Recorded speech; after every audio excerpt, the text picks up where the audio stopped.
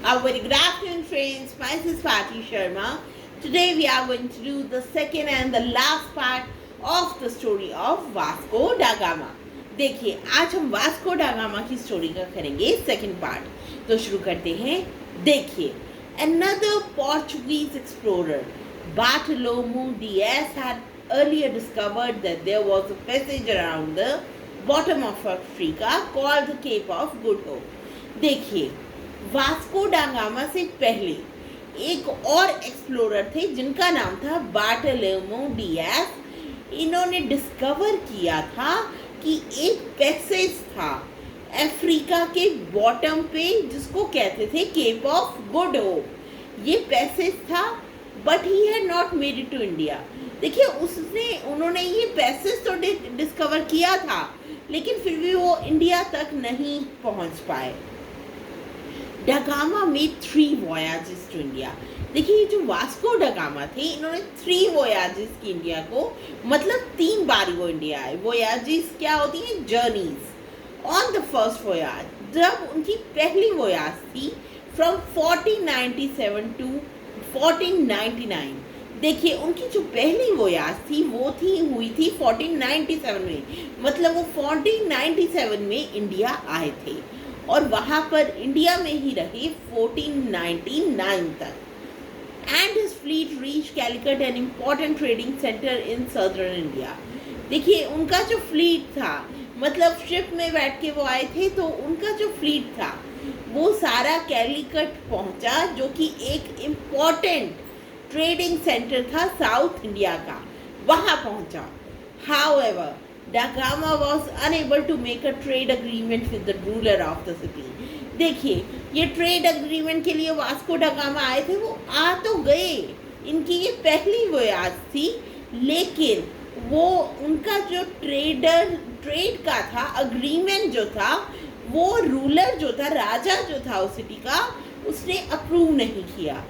Da Gama returned to Portugal with samples of spices and precious stones. देखिए, उनका जो agreement था वो नहीं हो पाया, तो डा गामा जो थे वो फिर पोर्चुगल वापस आ गए। किसके साथ? सैंपल ऑफ स्पाइसेस के साथ, मतलब मसालों के सैंपल्स के साथ। स्पाइसेस क्या होती है? मसाले। एंड प्रेशियस स्टोन्स, और प्रेशियस स्टोन्स के साथ। और हिज सेकेंड ट्रिप, देखिए उनकी जो सेकेंड ट्रिप थी इंडिया की, वो शुरू हुई 15,002 में और ख़त्म हुई 15,003 में। Da Gama returned to Calicut but also went to Cochin, where he made an agreement with the ruler of that city. देखिए, उनकी जो सेकेंड ट्रिप थी, जो 1502 से 1503 तक थी, डा गामा जो थे वो कैलिकट वापस आए, और वो कैलिकट तो आए ही, वो कोचीन भी गए, where he made an agreement with the ruler of that city. यहाँ पर जाके उनका अग्रीमेंट जो था वो वहाँ के किंग के साथ पूरा हो गया, मतलब उन्होंने अग्रीमेंट कर लिया, दोनों ने, वास्को डा गामा ने और वहाँ के किंग ने। In 1524 डा gamma was sent back to India. देखिए, अब फिर 1524 में डा गामा को फिर से भेजा गया India as the Portuguese viceroy और गवर्नर। देखिए, इस बारी वास्को डा गामा जो थे वो इंडिया आए, क्या बन के? पोर्चुगीज वाइसरॉय बन के या गवर्नर बन के। His task was to improve the administration of the Portuguese colony at Goa. देखिए, इनको क्या टास्क दी गई?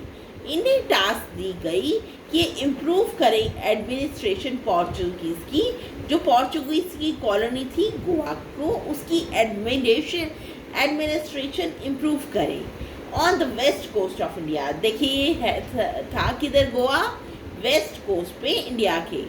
डा Gama reach Goa in September 1524। देखिए, डा गामा जो थे वो गोवा पहुँचे 1524 सितंबर में। ही सून फेल इल, लेकिन उनको बुखार हो गया, पॉसिबली बिकॉज ऑफ ओवरवर्क, क्योंकि बहुत काम करते थे, उसकी वजह से इनकी तबीयत खराब हो गई। डा gamma died in Cochin on December 24, 1524। देखिए डागामा जो थे उनकी डेथ हुई कोचीन में, इंडिया में ही उनकी डेथ हुई। कब हुई? December 24 को 1524 में। So friends, that was all about it. That was all about the story of Vasco da Gama. Thank you.